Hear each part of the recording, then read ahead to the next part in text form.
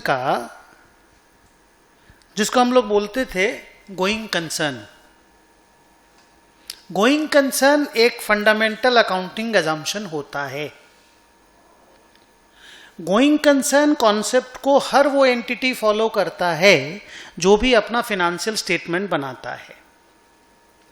Normally आप ऐसा बोल सकते हो कि जो लोग गोइंग कंसर्न फॉलो करते हैं वो ये सोचते हैं कि भाई हमको अपना बिजनेस को नियर फ्यूचर में क्लोज नहीं करने का, और हमको हमारा बिजनेस का जो वॉल्यूम ऑफ ऑपरेशन है वो नियर फ्यूचर में कर्टेल नहीं करने का। तो बोलते हैं जो डेफिनेशन है कि ये going concern entity doesn't intend either to close down its operations और to materially curtail its operations. अब ये तो बेसिक आइडिया हो गया, ठीक है, गोइंग कंसर्न का मतलब क्या है, ठीक है। लेकिन फिनेंशियल स्टेटमेंट्स बनाते वक्त गोइंग कंसर्न का जो बेसिक आइडिया है वो डिस्टिंक्शन बिटवीन कैपिटल एक्सपेंडिचर और रेवेन्यू एक्सपेंडिचर से होता है। क्या बोलिए, तो अगर मेरे को लगता है कि हम लंबा पीरियड तक सरवाइव करेंगे, बिजनेस को लंबा खींच के लेके जाएंगे, तभी तो हम बैलेंस शीट में असेट्स लिखते हैं। जैसे बिल्डिंग है, एक सिंपल सा आइडिया बोलता हूं, मान लो मैंने बिल्डिंग 2 लाख रुपए का खरीदा और सैलरी 2 लाख रुपए पे की। हम बिल्डिंग को बैलेंस शीट में और सैलरी को पीएल में लेके जाते हैं। तो बिल्डिंग को बैलेंस शीट में लेके जाने का मतलब क्या, हम उस बिल्डिंग को आने वाले पीरियड में भी यूज करेंगे। यस और नो, यूज करेंगे। तो यूज करेंगे मतलब हम भी तो जिंदा रहेंगे, मेरा बिजनेस जिंदा रहेगा, तभी तो हम बिल्डिंग को आने वाले पीरियड पे यूज करेंगे। तो ये जो आइडिया है ना, ये गोइंग कंसर्न का बेसिक आइडिया है। अब द पॉइंट इज कि an entity which is a going concern वो फिनेंशियल स्टेटमेंट कैसे बनाता है? द आंसर इज वो सारे अकाउंटिंग स्टैंडर्ड को यूज करता है और वो जो framework of preparing the financial statements है उसको यूज करता है और नॉर्मली अपना P&L और बैलेंस शीट बनाता है। P&L को अक्रूवल बेसिस पे बनाता है, बैलेंस शीट में असेट लायबिलिटी और इक्विटी लिखता है और अपना फिनेंशियल स्टेटमेंट्स एज यूजुअल बनाता है। लेकिन अगर उसी एंटिटी को लगने लग जाए या किसी भी एंटिटी को लगने लग जाए कि it is no longer a going concern, तो वो क्या करेगा? How to prepare the financial statements when the entity considers itself to be a non going concern. ये एक इंपॉर्टेंट आइडिया है डिस्कस करने के लिए, क्योंकि आपको इससे क्वेश्चन दिखाई दे सकता है, एग्जाम में क्वेश्चन आ सकता है। इसमें 3 रूल आपको फॉलो करने, जस्ट 3 मेरे बोले हुए 3 रूल। आंसर नंबर या rule number 1, accounting standard follow नहीं करने का। हम हमेशा बोलते हैं एस का एक तो वो बंडल बांधो फेंक दो उठा करके, अपने को नहीं यूज करने का, क्योंकि अपन गोइंग कंसर्न नहीं है और हम लोग फिनेंशियल स्टेटमेंट बना रहे हैं of A non going concern entity, तो अपने एस फॉलो नहीं करने का। 2, second point, PL balance sheet हम फिर भी बनाएंगे जब तक हम पूरा क्लोज डाउन नहीं होंगे। क्या बोला, फिर से बोलो। पीएल बैलेंस शीट हम फिर भी बनाएंगे जब तक हम पूरा क्लोज डाउन नहीं होंगे। तो सर कैसे बनाएंगे हम? सेकेंड, पहला रूल मैंने बोला एस यूज नहीं करेंगे। दूसरा रूल, हम अपने सारे असेट्स को रियलाइजेबल वैल्यू पे लिखेंगे, अकॉर्डिंगली अपना बैलेंस शीट और पीएल बनाएंगे। अकॉर्डिंगली, मैं माइंड माय वर्ड्स, अकॉर्डिंगली अपना बैलेंस शीट और पीएल बनाएंगे। सर मतलब मान लो मेरे पास एक बिल्डिंग है, ओपनिंग वैल्यू है उसका 50,000। अगर मैं गोइंग कंसर्न रहता हूं तो नॉर्मली उसके ऊपर डेप्रिसिएशन चार्ज करूंगा, depending on the life of the asset, depending on the scrap value, yes और नो। लेकिन अगर मैं नॉन गोइंग कंसर्न रहूंगा तो मैं देखूंगा 1 साल बाद ईयर एंड में उसका रियलाइजेबल वैल्यू कितना है। अगर उसका रियलाइजेबल वैल्यू 30,000 है, शुरू में कितना था 50, ईयर एंड में 30, तो मैं बोलूंगा 20,000 इज डेप्रिसिएशन, क्योंकि मेरे को पीएल बनाना है। भले हम non going concern entity, PL balance sheet बनेगा, तब तक बनेगा, बोलो जो कब तक, जब तक हम बंद नहीं हो जाते। तो डेप्रिसिएशन, लेकिन डेप्रिसिएशन के हिसाब से या एस के हिसाब से नहीं निकलेगा, रियलाइजेबल वैल्यू कंपेयर करके निकलेगा। तो नॉन गोइंग कंसर्न एंटिटी को 3 रूल फॉलो करने का। रूल नंबर 1 बोलता हूं, एएस फॉलो नहीं करने का। रूल नंबर 2, अपने सारे असेट्स को रियलाइजेबल वैल्यू पे लिखने का, accordingly balance sheet P and L बनाने का। एंड रूल नंबर 3, अपने सारे लाइबिलिटीज को पेएबल वैल्यू पे लिखने का है और अकॉर्डिंगली पीएल बैलेंस शीट बनाने का है। तो बहुत सारे लोग ऐसा समझने लग जाते हैं कि नॉन गोइंग कंसर्न को क्या पीएल बैलेंस शीट बनाना है। बनाना पड़ेगा तब तक जब तक क्लोज नहीं हो जाता, और 3 रूल फॉलो करके बनाना पड़ेगा। ओके, आइए एक बार बोर्ड को देखते हैं। Financial statements prepared as per going concern versus non going concern.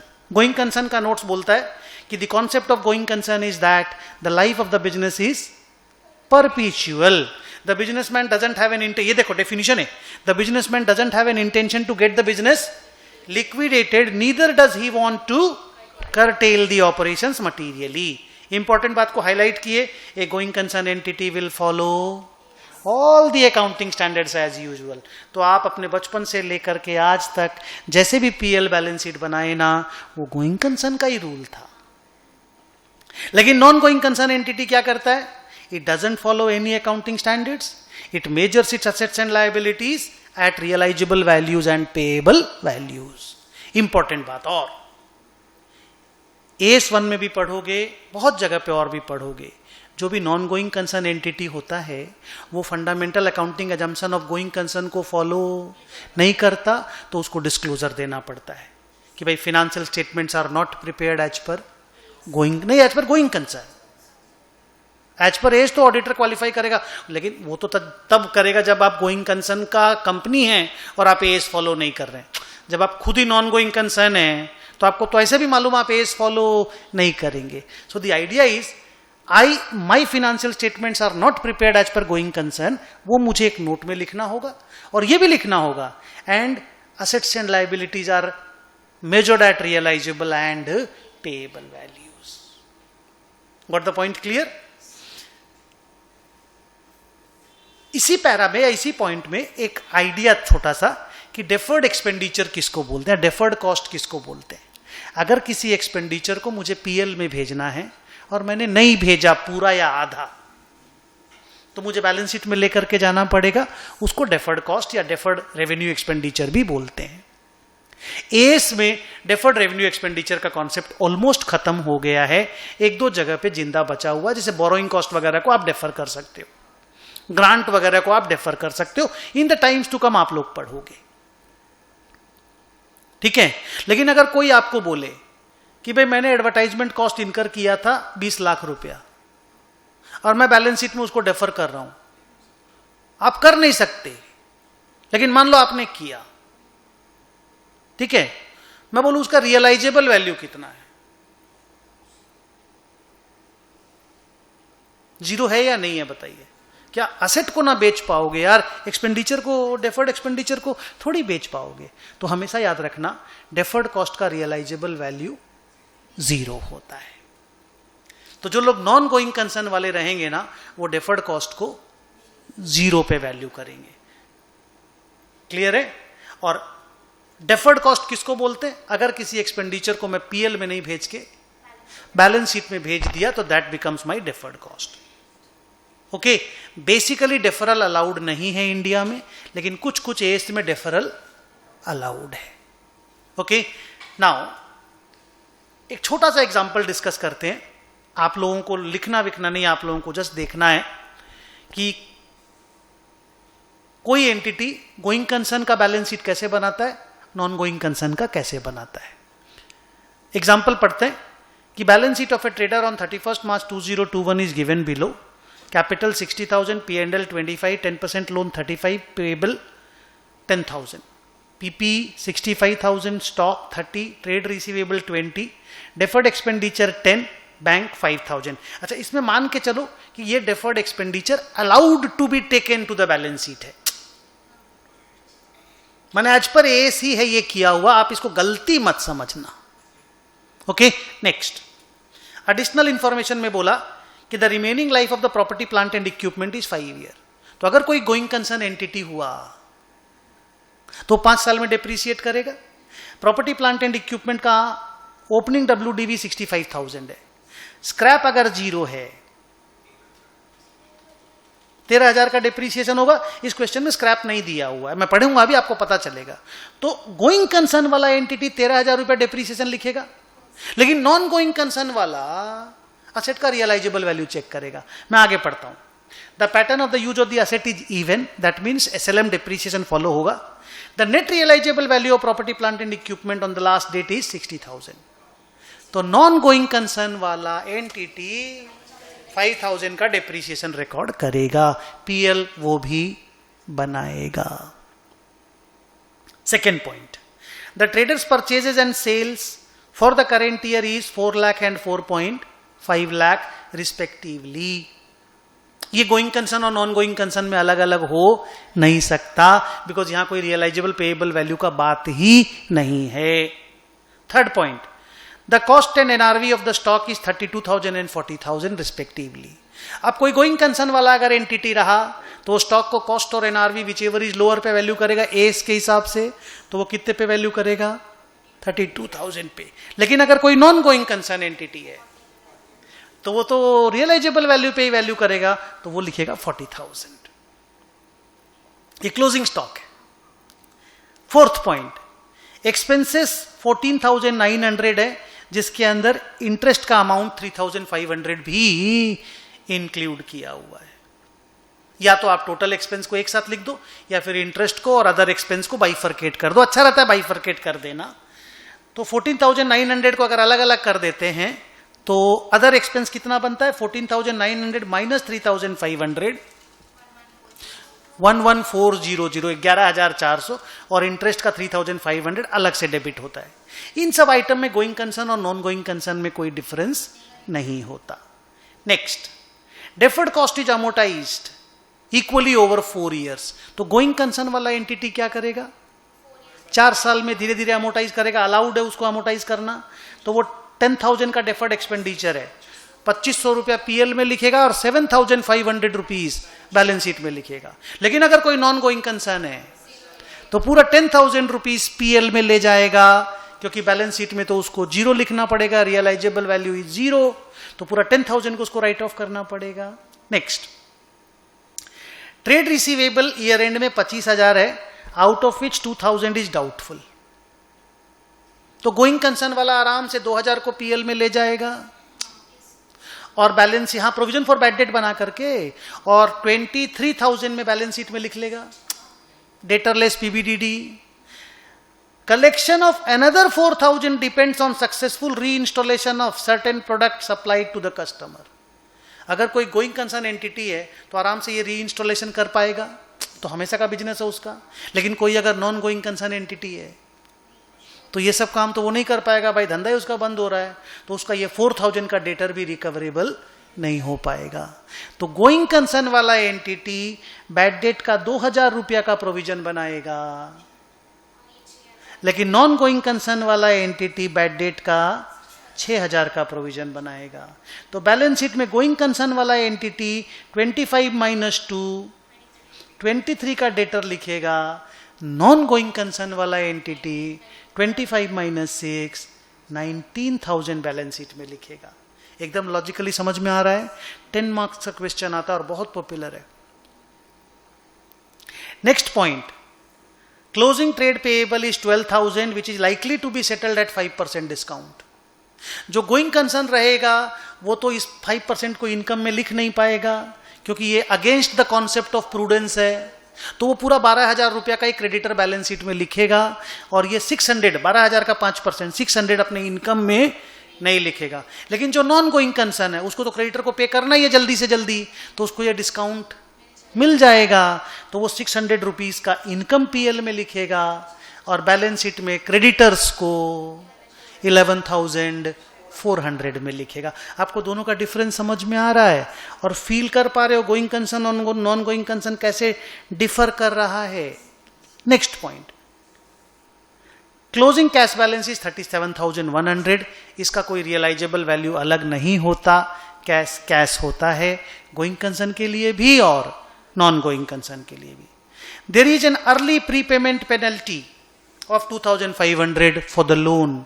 तो अगर लोन का प्रीपेमेंट पेनल्टी 2500 है, जो गोइंग कंसर्न है वो तो आराम से पे करेगा, नॉर्मल टाइम पे पे करेगा, तो उसको तो अर्ली पेमेंट करने की जरूरत नहीं है। लेकिन जो नॉन गोइंग कंसर्न है उसको जल्दी पे करना है, क्लोज करना है, तो उसको 2500 रुपए का पेनल्टी का प्रोविजन बनाना पड़ेगा।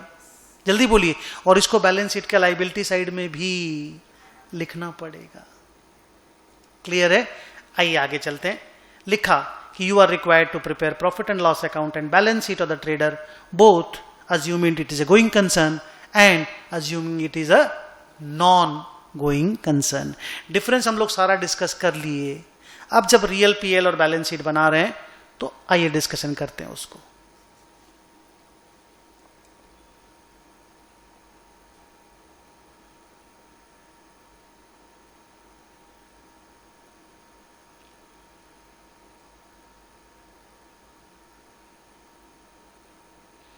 ओपनिंग स्टॉक बोर्ड पे देखना, going concern non going concern का क्वेश्चन आपके सामने था ही, याद होगा थोड़ा मोड़ा जो भी डिफरेंस है, ऊपर नीचे करके देखते रहना। ओपनिंग स्टॉक दोनों में 30,000, लेकिन क्लोजिंग स्टॉक देखो गोइंग कंसर्न में 32, 40 विच एवर इज लोअर, और नॉन गोइंग कंसर्न वाले ने कितने में लिखा 40,000। परचेज और सेल दोनों में सेम रहेगा, परचेज सेल में अलग होने का कोई चांस नहीं है। एक्सपेंसेस 14,900 एक साथ मिला के लिख दिया। आप जब पीएल बनाओगे ना एग्जाम में, इंटरेस्ट को अलग, अदर एक्सपेंस को प्लीज अलग कर देना। डेप्रीसिएशन इसका 13,000, इसका 5,000 कैसे आया, रिपीट कर सकते हो? इसका 13,000 65,000 बाई 5 करके आया, और इसका 5,000 रियलाइजेबल वैल्यू के कंपैरिजन से आया। प्रोविजन फॉर बैड डेट 2,000 6,000 ध्यान होगा, हम लोग डिस्कस किए थे। डेफर्ड एक्सपेंडिचर इसने 2,500 राइट ऑफ किया, इसने 10,000 राइट ऑफ किया, समझा दिए थे। लोन का पेमेंट पेनल्टी का जो लॉस हुआ नॉन गोइंग कंसर्न ने रिकॉर्ड किया, गोइंग कंसर्न क्यों रिकॉर्ड करेगा भाई, हम तो नॉर्मल पेमेंट करेंगे। Sales normal, closing stock normal, और ट्रेड पेएबल का इनकम जिसको प्रोविजन फॉर डिस्काउंट के नाम से, आप ऐसे बाई ट्रेड पेएबल मत लिखिएगा, एग्जाम में आप लिखिएगा provision for discount on creditors, नाम थोड़ा सा ढंग का रहना चाहिए ना। ट्रेड पेएबल देखने से लग रहा बैलेंस शीट का नाम लिख दिया, तो आप यहां पे नाम लिखेंगे प्रोविजन फॉर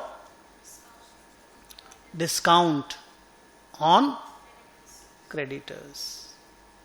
तो ये नॉन गोइंग कंसर्न वाले ने इनकम क्यों लिखा, क्योंकि उसको पेमेंट जल्दी करना है, उसको वो इनकम होगा। गोइंग कंसर्न वाला प्रूडेंस कॉन्सेप्ट पे इस इनकम को लिख ही नहीं सकता। तो फाइनली नेट प्रॉफिट आया 19,600 एंड 22,200। ये नेट प्रॉफिट करेंट ईयर का प्रॉफिट माने पुराना प्रॉफिट के साथ ऐड हो जाएगा। मैं आपको एक बार वापस से क्वेश्चन दिखाता हूं, एक बार बोर्ड पे आप क्वेश्चन देखो। कंपनी का कैपिटल माने उस प्रोप्राइटर का कैपिटल 60,000 था, पीएनएल 25,000 था, वो पीएनएल को कैपिटल से ऐड नहीं कर रहा है। तो इस बार भी जो प्रॉफिट आया हम लोग इसी प्रॉफिट के साथ ऐड कर, रिजर्व सरप्लस टाइप से इसी प्रॉफिट के साथ ऐड कर देंगे। Okay,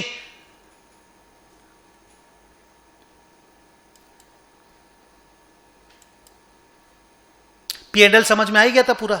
net profit 19,600 22,200 balancing figure है, कैलकुलेशन राइट है, ये मान के चलो। कैपिटल दोनों में 60-60। प्रॉफिट एंड लॉस 44,600 कैसे हुआ, 25,000 का ओपनिंग प्रॉफिट प्लस 19,600, यहां पे 25,000 का ओपनिंग प्रॉफिट प्लस 22,200। लोन दोनों में बराबर है। पेनल्टी आउटस्टैंडिंग 2500 का प्रोविजन बना दिए नॉन गोइंग कंसर्न में। क्रेडिटर ध्यान दो, यहां पे लिखे 12,000 बट यहां पे लिखे 11,400। फिक्स्ड एसेट देखो, यहां पे 52 लिखे, 65 माइनस 13 यहां पे लिखे 60,000। ये गोइंग कंसर्न, ये non going concern. Closing stock ये 3240, ऊपर में 3240 आप देखे ही थे। क्लोजिंग स्टॉक डेटर में ये 23, ये 19 डिस्कशन हुआ था, याद होगा। कैश दोनों में बराबर रहेगा 37,100 37,100। डेफर्ड एक्सपेंडिचर यहां पे अभी भी जिंदा है क्योंकि और 3 साल बचा हुआ है, पर यहां पे 0 है क्योंकि realizable value is nil. So please मैं क्लोज करता हूं, इस तरीके से बैलेंस शीट बनता है नॉन गोइंग कंसर्न एंटिटी का। यहां पे आप जो भी एसेट देखोगे वो अपने रियलाइजेबल वैल्यू पे है। एक एक करके बताओ, क्या प्रॉपर्टी प्लांट एंड इक्विपमेंट अपने रियलाइजेबल वैल्यू पे नहीं है? इतना भी तो बेचेंगे तब मिलेगा ना पैसा। स्टॉक रियलाइजेबल वैल्यू पे है। ट्रेड रिसीवेबल का भी नेट इतना ही पैसा मिलने वाला है, बैंक बैलेंस भी उतना ही है। लाइबिलिटी देखो पेएबल वैल्यू पे, ट्रेड पेएबल को 11,400 ही पे करना है, बैंकर को 35,000 और पेनल्टी का 2,500 पे करना है, इक्विटी तो ऐसे भी बैलेंसिंग फिगर है. So this is how the balance sheet of a non going concern is prepared. क्योंकि going concern is a fundamental accounting assumption, सारे balance sheet P&L going concern पे बनते हैं. तो इंस्टीट्यूट का एक तो वो है लालच कि बच्चों को ये भी पूछ लो ना कि अगर नॉन गोइंग कंसर्न पे बनता है तो क्या करना पड़ता है. आंसर ये करना पड़ता है, PL भी बनाना पड़ता है, but based on realizable payable value concept and not based on accounting standards. Clear है? सो ये वाला टॉपिक हम लोगों का यहां पे कंप्लीट होता है. Thank you very much.